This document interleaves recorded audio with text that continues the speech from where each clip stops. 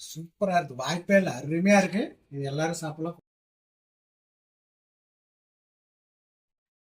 முருங்கைக்கீரையோட காம்பில் soup வச்சு பசங்களுக்கு சளி பிடிச்சி இருக்கிறதுக்கு கொடுக்க போகிறோம்.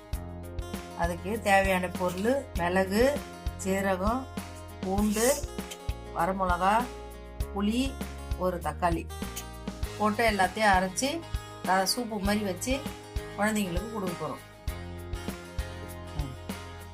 முருங்கை காம்பை இதில் போட்டுட்டோம். அதுக்கப்புறம் மிளகு, சீரகம்,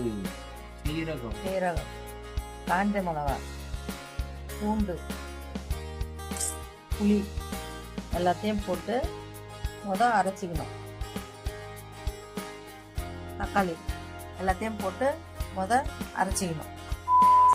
எல்லா இதையும் போட்டு அரைச்சி இதில் வச்சுருக்கோம். இப்போ சூப் வைக்கிறதுக்கு ரெடி பண்ணுறோம். கொஞ்சோண்டு எண்ணெய்,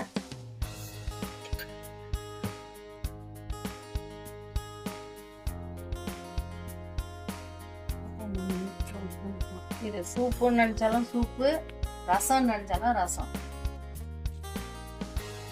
முருங்கை காம்பெல்லாம் போட்டு ரசம் வைக்கிறதுனால குழந்தைங்களுக்கு சளிக்கு நல்லது.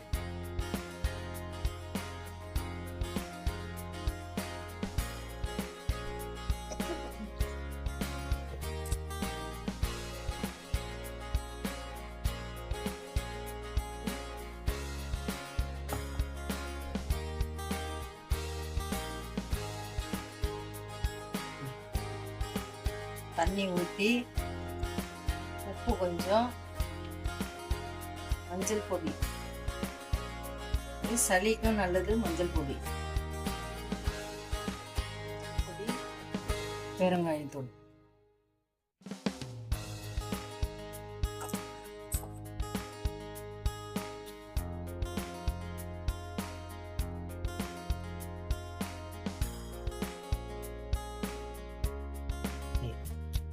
சூப் ரெடி ஆனோடனே இந்த மாதிரி ஃபில்டரை வச்சு ஃபில்டர் பண்ணிக்கணும்.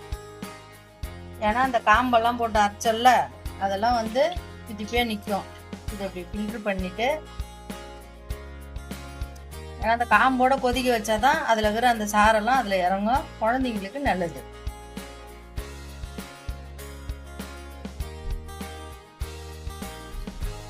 ஃபில்டர் பண்ணி எடுத்துட்டு இப்போ சூப்பு ரெடி ஆயிடுச்சு. இதை பசங்களுக்கு டம்ளரில் ஊற்றி கொடுக்கலாம்.